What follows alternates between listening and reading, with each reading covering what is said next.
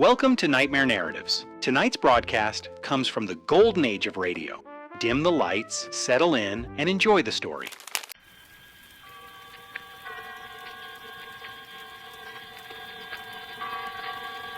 The Columbia Network takes pleasure in bringing you Suspense.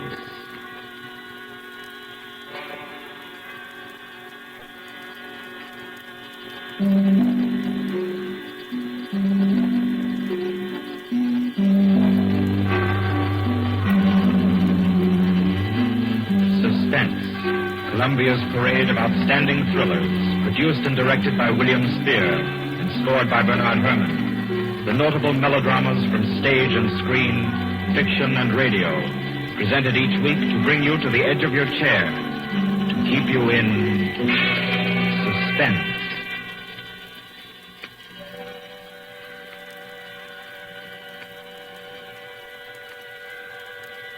Good evening.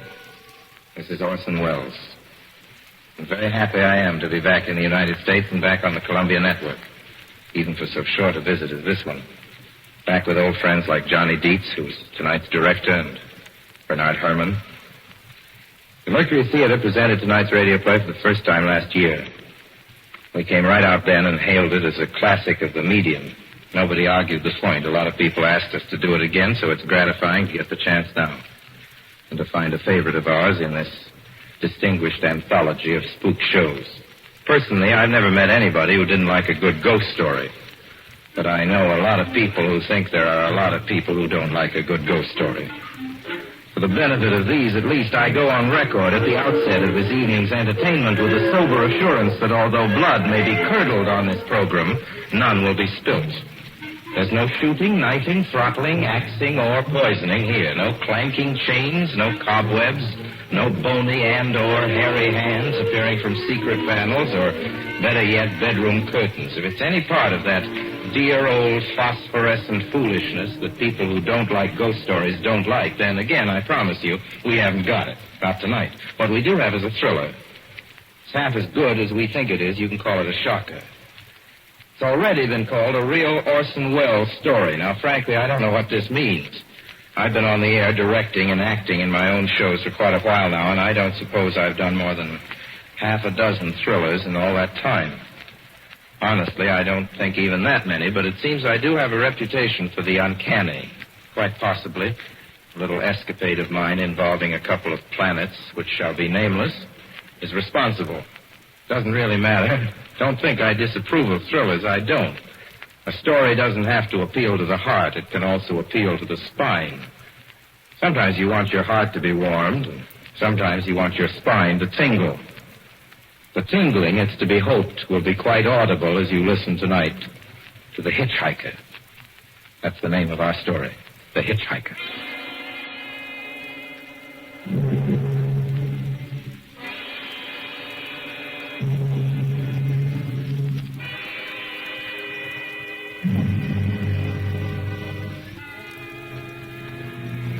I'm in an auto camp on Route 66, just west of Gallup, New Mexico. If I tell it, perhaps it'll help me. Keep me from going crazy. I gotta tell this quickly. I'm not crazy now. I feel perfectly well, except that I'm running a slight temperature. My name is Ronald Adams. I'm 36 years of age, unmarried, tall, dark, with a black mustache. I drive a 1940 Buick, license number 6Y175189. I was born in Brooklyn. All this I know. I know that I'm at this moment perfectly sane. That it's not me who's gone mad. It's something else. Something utterly beyond my control. And I'd love to speak quickly. At any minute, the link may break.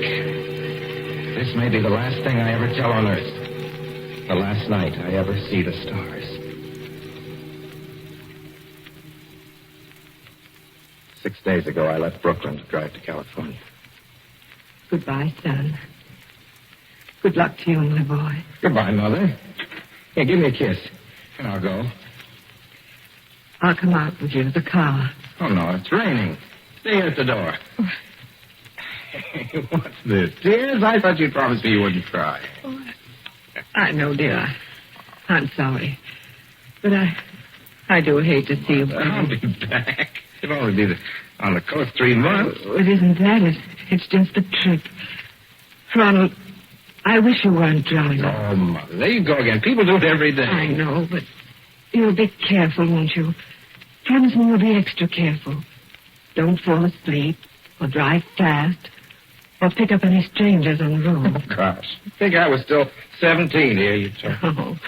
And why? I mean, as soon as you get to Hollywood, won't you, son? Of course I will. Don't you worry. There's nothing going to happen. It's just 8 days of perfectly simple driving on smooth, decent, civilized roads with a hot dog or a hamburger stand every 10 miles.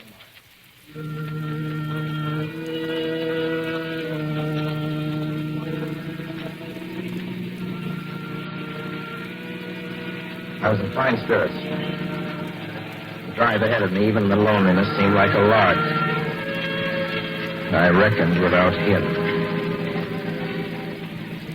Crossing Brooklyn Bridge that morning in the rain, I saw a man leaning against the cables. He seemed to be waiting for a lift. There were spots of fresh rain on his shoulders. He was carrying a cheap overnight bag in one hand. He was thin, nondescript, with a cap pulled down over his eyes. I would have forgotten him completely, except that just an hour later, while crossing the Pulaski Skyway over the Jersey Flats, I saw him again. At least, he looked like the same person. He was standing now with one thumb pointing west. I couldn't figure out how he got there, but I thought probably one of those fast trucks had picked him up, beat me to the Skyway, and let him off. I didn't stop for him. Then late that night, I saw him again. It's on the new Pennsylvania Turnpike between Harrisburg and Pittsburgh. It's 265 miles long with a very high speed limit. I was just slowing down for one of the tunnels when I saw him standing under an arc light by the side of the road. I'd seen quite distinctly the bag, the cap, even the spots of fresh rain over his shoulders. He hallooed at me this time. Stepped on the gas like a shot. That's lonely country, the Alleghenies, and I had no intention of stopping. Besides the coincidences, or whatever it was, came to the Willys. Stopped at the next gas station.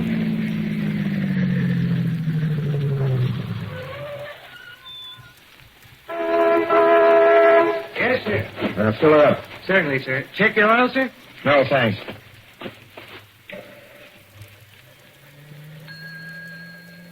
Nice night, isn't it? Yes. It hasn't been raining here recently, has it? Not a drop of rain all week. Oh. I suppose that hasn't done your business any harm. Oh, people drive through here all kinds of weather. Mostly business, you know. There aren't many pleasure cars out on the turnpike this season of the year. I suppose not. What about hitchhikers? Hitchhikers here? What's the matter? Don't you ever see any? Not much. If we did, it'd be a sight for sore eyes. Why? Oh, I'd be a fool who started out to hitch rides on this road. Look at it. Then, you've never seen anybody? No. Maybe they get the lift before the turnpike starts. I mean, you know, just before the toll house. But then it'd be a mighty long ride. Most cars wouldn't want to pick up a guy for that long a ride. And you know, this is pretty lonesome country here. Mountains and woods. You ain't seen anybody like that, have you? No. Oh, no, not at all. It's just a technical question. I see. Well, that'll be just $1.49 with the tax.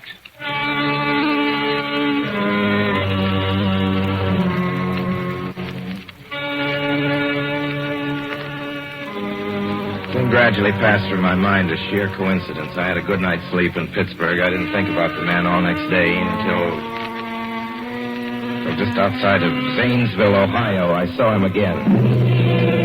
It's a bright, sunshiny afternoon. The peaceful Ohio fields, brown with the autumn stubble, lay greening in the golden light. I was driving slowly, drinking it in, when the road suddenly ended in a detour. In front of the barrier, he was standing.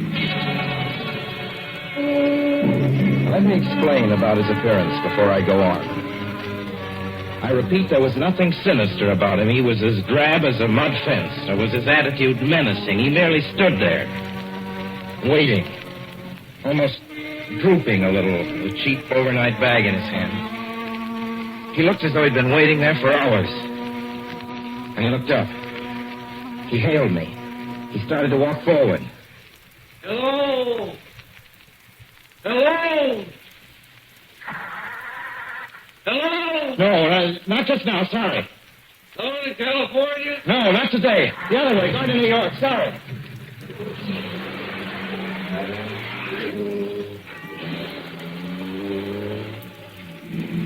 I'll bring up the car back on the road again. I felt like this.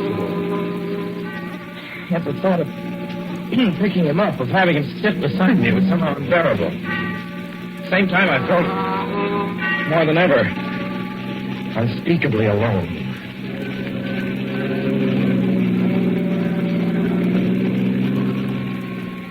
Hour after hour went by.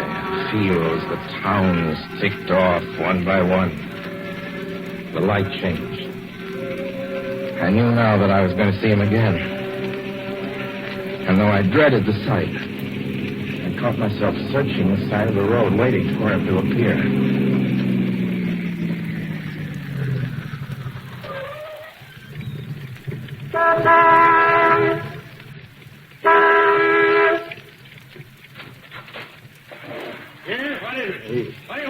Sandwiches and pop here, don't you? Yeah, we do in the daytime. We're closed up now for the... I know, and I was wondering if you could possibly have a cup of coffee, black coffee, just... No, not this time of night, mister.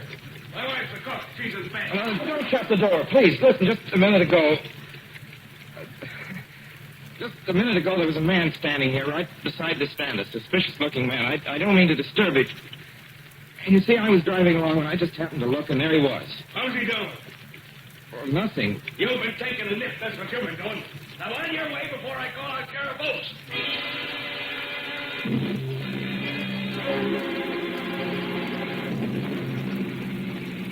I got into the car again and drove on slowly. It's beginning to hate the car. If I could have found a place to stop, to rest a little. I was in the Ozark Mountains of Missouri now. Few resort places there were closed, only an occasional log cabin, seemingly deserted. That's all that broke the monotony of the wild, wooded landscape. I had seen him at that roadside stand. I knew I'd see him again. Maybe at the next turn of the road. I knew that when I saw him next, I would run him down.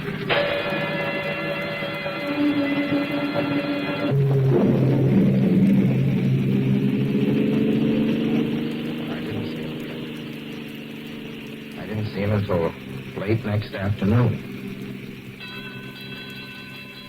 I stopped the car at a sleepy little junction just across the border into Oklahoma to let a train pass by. When he appeared across the tracks, leaning against a telephone pole. Perfectly airless, dry day. The red clay of Oklahoma was baking under the southwestern sun. Yet there were spots of fresh rain on his shoulders. I couldn't stand that. Without thinking, blindly, I started the car across the tracks. He didn't even look up at me. He was staring at the ground. I stepped on the gas hard, turning the wheel sharply toward him. I could hear the train in the distance now, but I didn't care. What was wrong with the car? The train was coming closer. I could hear its bell ringing and a cry of whistle. Still, he stood there. And now I knew that he was beckoning me to my death.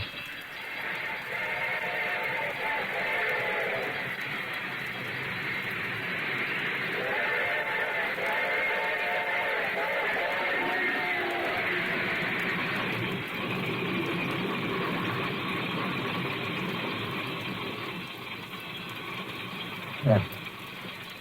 Frustrated and left. Started work at last. I managed to back up.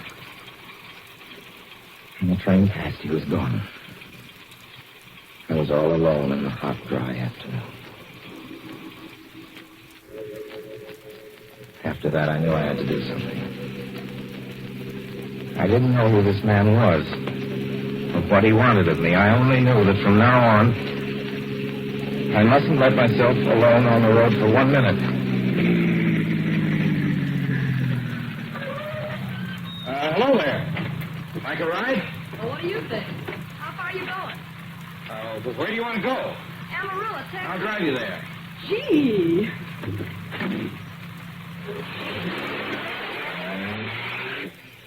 Do you mind if I take off my shoes? My dogs are killing me. Go right ahead. Oh, gee, what a break this You is. hitchhike much? Sure, only it's tough sometimes in these great open spaces to get the break. I should think it would be, though I'll bet you get a good pickup in a fast car. If you did, you could get places faster than, say, another person in another car, couldn't you? I don't get you. Well, take me, for instance. Suppose I'm driving across the country, say, at a nice, steady clip, about 45 miles an hour.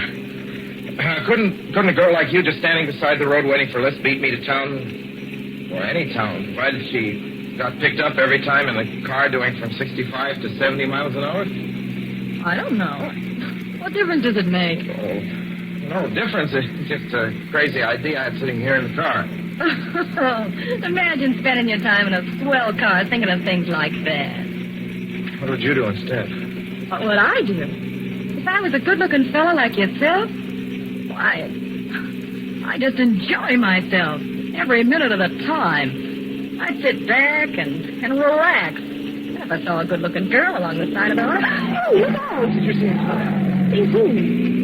A man standing beside the barbed wire fence. I didn't see anybody. There wasn't nothing but a bunch of cows and a wire fence. No? What do you think you was doing? Trying to run into the barbed wire There's a man fence? there, I tell you. A thin gray man with an overnight bag in his hand. And I was trying to run him down. Run him down? You mean kill him? Say you didn't see him back there? You sure? I didn't see a soul. As far as Watch I'm for him concerned. the next time and keep watching. Keep your eyes peeled on the road. He'll turn up again. Maybe in a minute. There, look there.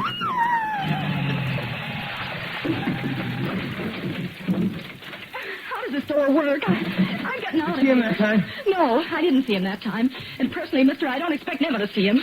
All I want to do is go on living. I don't see how I will very long, driving with you. I'm sorry, I don't know what came over me. Please don't go. So if you'll excuse me... You can't go. Listen, how would you like to go to California? I'll drive you to California. Seeing pink elephants all the way? No, thanks. Thanks just the Listen, same. please, just 1 minute, please. You know what I think you need, big boy? Not a girlfriend. Just a good dose of sweet. Please. There, I got it now. No, you can't go, please. Get your hands off me. Do you hear me? Your hands off me. She ran from me. As though I were a monster. A few minutes later, I saw a passing truck pick her up. I knew then that I was utterly alone. In the heart of the great Texas prairies, there wasn't a car on the road as the truck went by. I tried to figure out what to do, how to get hold of myself. If I could find a place to rest, or even if I could sleep right here in the car for a few hours along the side of the road. Getting my winter overcoat out of the back seat to use as a blanket when I saw him coming toward me, emerging from the herd of moving steer. Hello?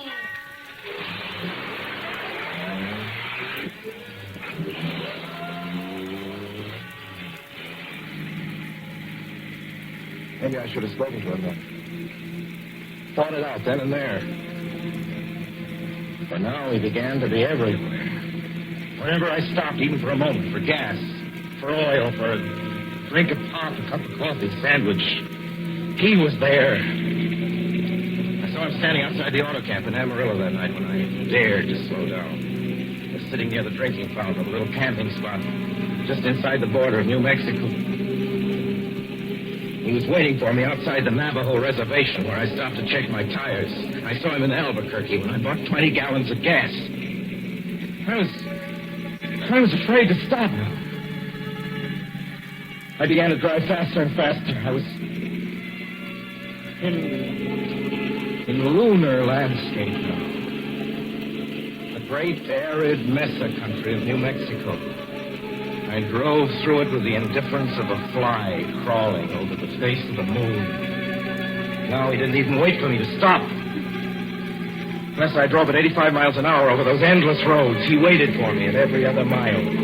I'd see his figure, shadowless, flitting before me, still in the same attitude, over the cold, lifeless ground, flitting over dried-up rivers, over broken stones cast up by old glacial upheavals, flitting in that pure and cloudless air. I was beside myself when I finally reached Gallup, New Mexico this morning. There's an auto camp here. Cold, almost deserted this time of year. I went inside and asked if there was a telephone. I had the feeling that if only I could speak to someone familiar, someone I loved, I could pull myself together.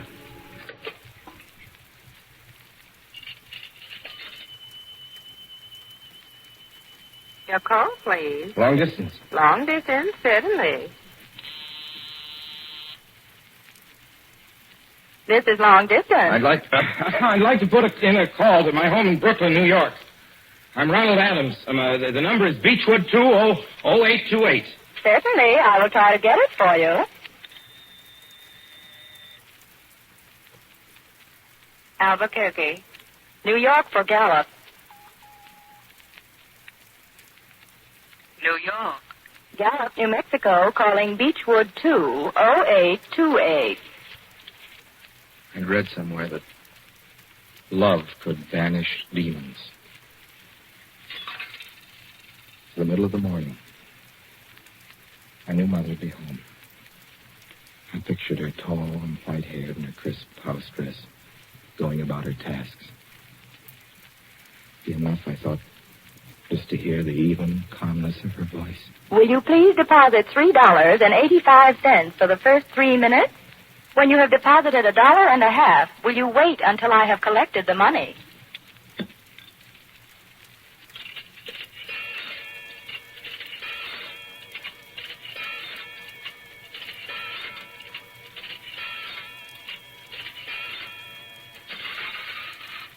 All right, deposit another $1.50.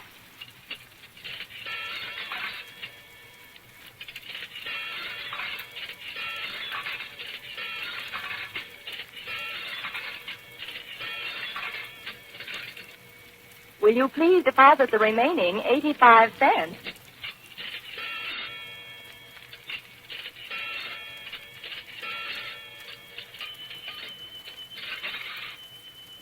Ready with Brooklyn. Go ahead, please. Hello? Mrs. Adams' residence. Hello, Mother? This is Mrs. Adams' residence. Who is it you wish to speak to, please? What? Oh, who's this? This is Mrs. Winnie. Mrs. Winnie? I don't know any Mrs. Winnie. Is this Beechwood 200828? Yes? Oh, where's my mother? Where's Mrs. Adams? Mrs. Adams is not at home. She's still in the hospital. The hospital? Yes. Who is this calling, please? Is it a member of the family? Well, what's she in the hospital for? She's been prostrated for 5 days. Nervous breakdown.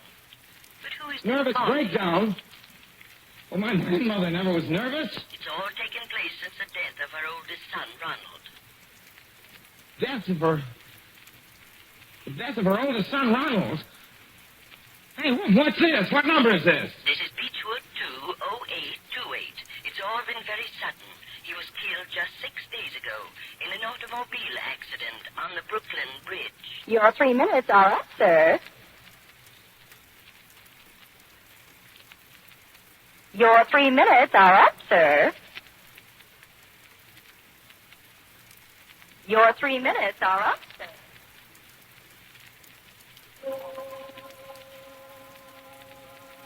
And so I'm sitting here in this deserted auto camp in Gallup, New Mexico. I'm trying to think. Trying to get hold of myself. Otherwise, I'm going to go crazy. Outside, it's night. The vast, soulless night of New Mexico. 1,000,000 stars are in the sky. Ahead of me stretch 1,000 miles of empty mesa. Mountains, prairies, desert. Somewhere among them, he's waiting for me. Somewhere I shall know who he is and who I am.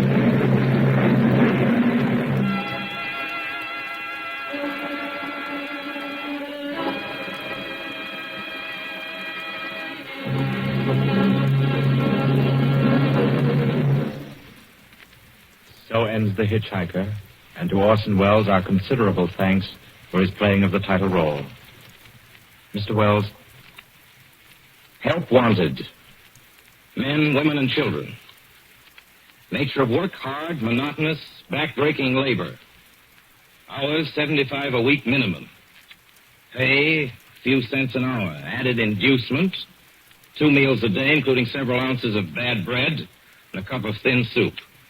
Don't delay. Apply at once. How'd you respond to a want ad like that, Mr. and Mrs. American working man and woman? You'd laugh, wouldn't you, and throw the paper in the trash basket. Dismiss the whole advertisement as some kind of a joke. But believe me, it's no joke. It's a simple statement of the working conditions that exist today in Nazi Germany and the conquered countries under Nazi rule. It's also an exact statement of the working conditions that will be imposed on you and every member of your family if the Nazis win this war. You yourself personally can stop them from winning, as you know. You don't have to give up your well-paid job to do it. You needn't have to be a soldier or a sailor or an airman or a nurse or a war worker to ensure American victory. Uncle Sam doesn't ask plain, ordinary, hard-working citizens like you to give him anything. All he does ask very seriously and very urgently is that you loan him 10 cents out of every dollar you make. That's all there is to it. Lend Uncle Sam a dime to win this war, and he'll pay you back with interest when he's won it. The easiest, most convenient way to lend him these dimes is to enroll in the payroll savings plan. Just tell your boss to deduct 10 cents from every dollar he pays you and lend it to Uncle Sam in your name. Sign up for this simple savings plan today, and when victory comes, you will have war bonds in your pockets instead of Axis bonds on your wrists. Suspense will be heard again 2 weeks from tonight. Next Wednesday night, September 9th, the Columbia Broadcasting System will present over many of these stations at 9:30 p.m. Eastern Wartime an address by W. Averell Harriman, United States Lend-Lease Administrator in London. Mr. Harriman, as the personal representative of the President of the United States, attended the Moscow conferences between Winston Churchill and Joseph Stalin. Next Wednesday's broadcast will be Mr. Harriman's first public address since his return to this country. Suspense is produced and directed by William Spear. John Dietz was our guest director this evening. Tonight's radio drama was written by Lucille Fletcher. The original score was by Bernard Herrmann.